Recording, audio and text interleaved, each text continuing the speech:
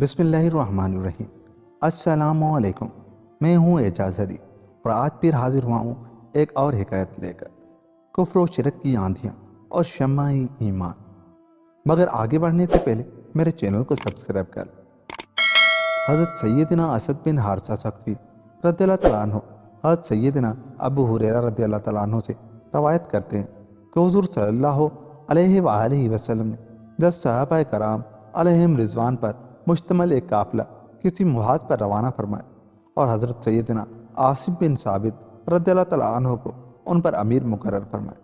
جب یہ حضرات اصفہان اور مکہ مکرمہ کے درمیان واقع ایک وادی میں پہنچے تو قبیلہ حذیل کے کچھ لوگوں کو ان کی خبر ملی، لہذا 100 تیر اندازوں نے ان کا تعاقب شروع کر دیا۔ ایک جگہ صحابہ کرام علیہم رضوان کا یہ قافلہ کھانے کے لیے ٹھہرا اور وہاں کھجوریں وغیرہ تناول فرمائی، پھر آگے روانہ ہو گئے۔ جب یہ لوگ پیچھا کرتے ہوئے اس مقام پر پہنچے اور وہاں کھجوروں کی گٹھلیاں دیکھی تو آپس میں کہنے لگے، یہ تو مکہ مکرمہ کی کھجوروں کی گٹھلیاں ہیں، انہیں ڈھونڈو، وہ ضرور کہیں آس پاس ہی موجود ہوں گے۔ جب حضرت سیدنا عاصم بن ثابت رضی اللہ تعالیٰ عنہ نے محسوس فرمایا کہ ہمارا پیچھا کیا جا رہا ہے تو آپ رضی اللہ تعالیٰ عنہ تمام صحابہ کرام علیہم رضوان کو لے کر ایک میدان میں آ گئے۔ جیسے ہی یہ میدان میں آئے تو دشمنوں نے انہیں گھیر لیا اور کہا، تم سب اپنے آپ کو ہمارے حوالے کر دو، ہم وعدہ کرتے ہیں کہ تمہیں قتل نہیں کریں گے۔ حضرت سیدنا عاصم بن ثابت رضی اللہ تعالیٰ عنہ نے فرمایا، میں ہرگز کسی کافر کے وعدہ کا اعتبار نہیں کروں گا، ہم اپنے آپ کو تمہارے حوالے نہیں کریں گے۔ جب دشمنوں نے یہ سنا تو ان پر تیروں کی بارش کر دی۔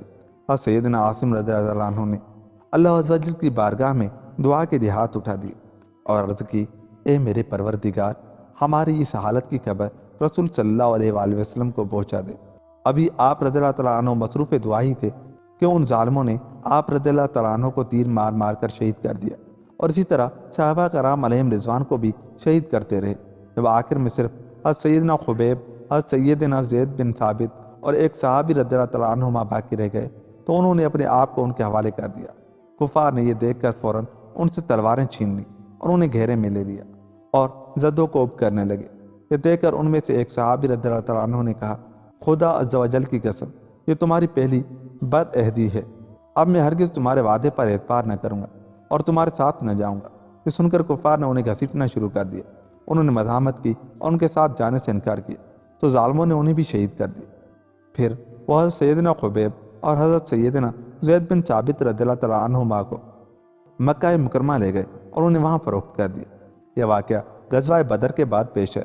غزوہ بدر میں حضرت سیدنا خبیب رضی اللہ تعالیٰ عنہ نے حارث بن عامر کو قتل کیا تھا، چنانچہ بنو حارث نے آپ رضی اللہ تعالیٰ عنہ کو خرید لیا اور آپ رضی اللہ تعالیٰ عنہ کو شہید کرنے کے لیے ایک دن مقرر کیا تاکہ آپ رضی اللہ تعالیٰ عنہ کو شہید کر کے حارث بن عامر کے قتل کا بدلہ لے سکے۔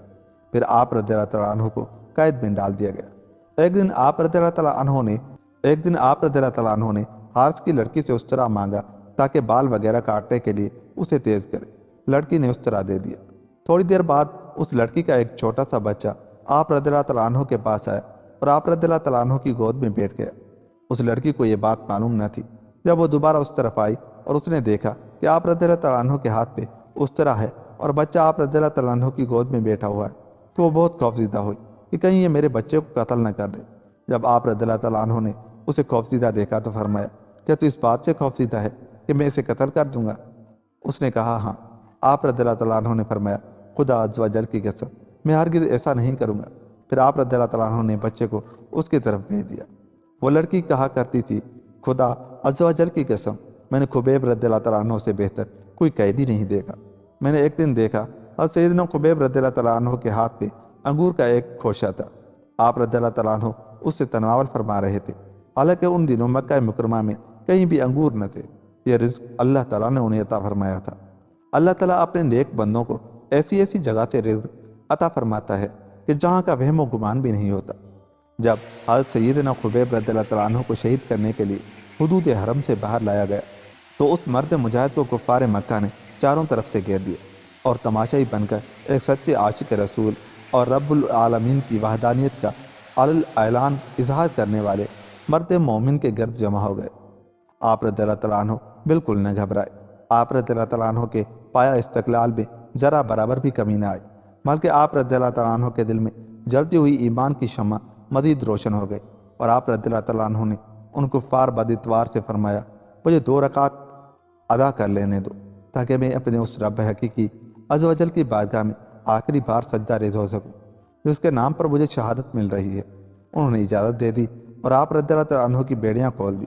آپ رضی اللہ تعالیٰ عنہ نے قبلہ رو ہو کر نماز شروع فرما دی۔ آپ رضی اللہ تعالیٰ عنہ نے بڑے اطمینان سے نماز ادا کی، پھر کفار سے مخاطب ہو کر ارشاد فرمایا اگر مجھے اس بات کا احساس نہ ہوتا کہ میری طویل نماز سے شاید تم یہ سمجھ لگو گے کہ موت کے خوف سے نماز طویل کر رہا ہوں تو میں بہت خشوع و خضوع سے نماز پڑھتا اور اپنے رب کی بارگاہ میں خوب طویل سجدے کرتا۔ پھر ان ظالموں نے آپ رضی اللہ تعالیٰ عنہ کو کھجور کے ایک تنے کے ساتھ باندھ دیا۔ آپ رضی اللہ تعالیٰ عنہ نے حضور صلی اللہ علیہ وآلہ وسلم کی بارگاہ بے کس پناہ میں استغاثہ پیش کیا اور یا محمد صلی اللہ علیہ وآلہ وسلم، یا محمد صلی اللہ علیہ وآلہ وسلم کی صدائیں بلند کی۔ پھر اللہ عز و جل کی بارگاہ میں اس طرح دعا کی اے پروردگار تو ان سب کو چن چن کر تباہ و برباد کر دے اور ان میں سے کسی کو باقی نہ رکھ۔ اس کے بعد ابو سروا بن عقبہ بن حارث آگے بڑھے اور اس ظالم نے ایک سچے عاشق رسول کو بڑی بے دردی سے شہید کر دیا۔ اللہ کی ان پر رحمت ہو اور ان کے صدقے ہماری مغفرت ہو، آمین یا رب العالمین۔ غلامان محمد جان دینے سے نہیں ڈرتے، غلامان محمد جان دینے سے نہیں ڈرتے، یہ سر کٹ جائے یا رہ جائے کچھ پرواہ نہیں کرتے۔ دوستو دیکھا آپ نے، اس مرد مجاہد نے جان تو دے دی لیکن شمع ایمان کو کفر و شرک کی آندھیوں سے محفوظ رکھا۔ ان کی شہادت ہمارے لیے مشعل راہ ہے۔ انہوں نے وقت شہادت بھی نماز نہ چھوڑی، بس دل میں یہی آرزو مچل رہی تھی کہ وقت رخصت بھی اپنے رب کی بارگاہ میں سر جھکا لوں اور اس کی عبادت کر لوں۔ اللہ ہمیں بھی ان کے صدقے صبر و استقامت عطا فرمائے اور ہمارا خاتمہ بالخیر فرمائے، اور ہمیں بھی اللہ رب العزت کی بارگاہ میں سجدے کرنے کی توفیق عطا فرمائے، آمین یا رب العالمین۔ دوستو اگر آپ کو میری یہ کہانی اچھی لگی، یہ حکایت اچھی لگی ہو تو میرے چینل کو سبسکرائب کریں اور اس حکایت کو آگے شیئر کریں تاکہ اور مسلمانوں کا بھی ایمان تازہ ہو جائے۔ ملتا ہوں اگلی ویڈیو کے ساتھ، اللہ نگہبان۔